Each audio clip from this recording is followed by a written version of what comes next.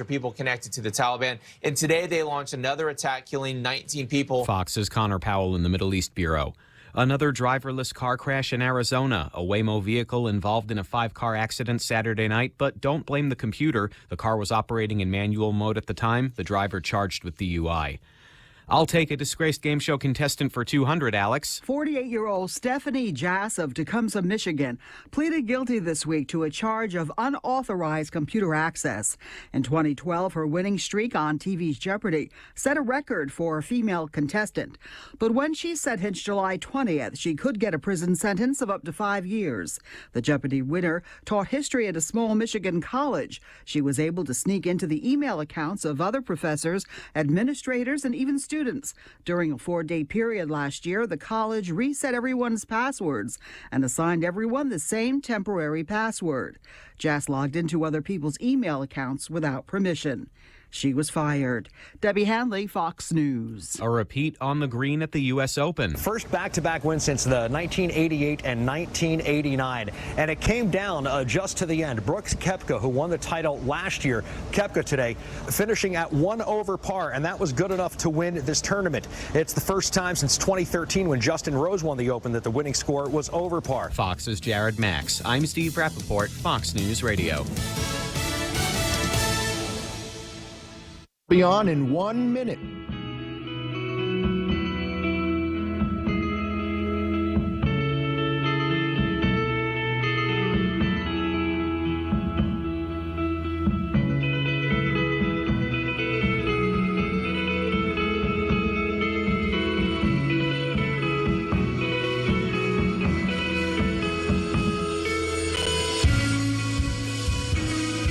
Stand by. Benson and Harf will begin in 30 seconds.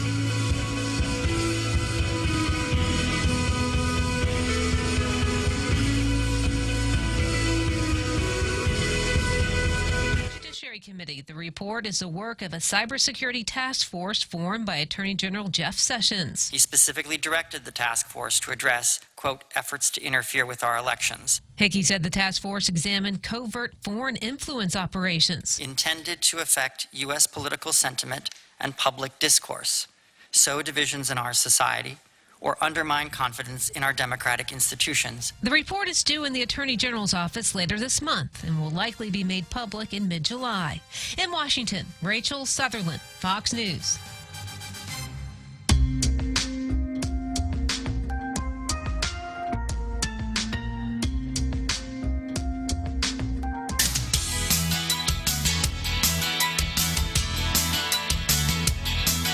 Welcome to the Talk Radio Countdown Show with Doug Stephan, counting down what America's talking about. The Talk Radio Countdown. Review time.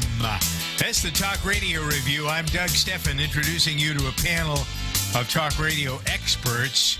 Jennifer Horn is here, Victoria Keelan from the DJB Show. Rich McFadden is at the controls in our studio in Washington. Long live McFadden, who is associated with some of the best talk radio programs in the country, if not in the world. And Joe Crummy as well joining us as we go through the charts for the week of June 11th to the 15th, according to Talkers Magazine, the Bible of the talk radio industry. These are the big stories of the week. And we're going to start. Richie sometimes likes me to start at the top because he doesn't think, he has no faith in me, believes that I will not give enough time. Prove me wrong. We could start at number 10 and prove me wrong. No. You know what we could do? We could start with Barry Manilow, not as a countdown extra. Even we could add one to the countdown. This is where you get off track, and we don't ever know number one. It's already happening, Rich. It's happening. Okay. Inspector General. It's all about Barry Manilow. That's right. Exactly. He's inspecting his general. Okay.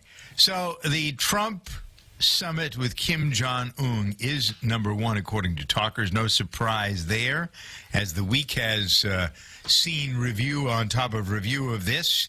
What do we think and what have we heard? Richie, you're associated with Dana Lash, and so I wondered what her take on this was, as opposed to, and I don't even know, I shouldn't say as opposed to, because there seems to be a unified chorus coming from a lot of the right-wing programs.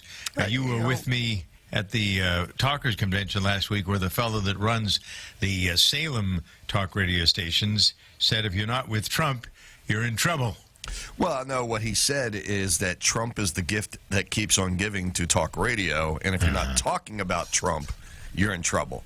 Not so much if you're not with him, you're in trouble. Well, I mean, with him conversationally. Conversationally, right. Have clarified that, yes. I think that everybody... Yeah, I'm waiting to see that on Salem where people are talking against Trump. I'm waiting for that. Yeah, don't hold your breath. I wouldn't hold your breath. Yeah, no, I understand that. That's the one. Right, I get it. Yeah. Jennifer works for Salem Station in Los Angeles. Okay, No, anyway, I get Richie, it. you I were totally saying. get it. No. I think that everybody's hopeful. Everybody says, you know what? We are optimistic, but we are still going to sit and watch.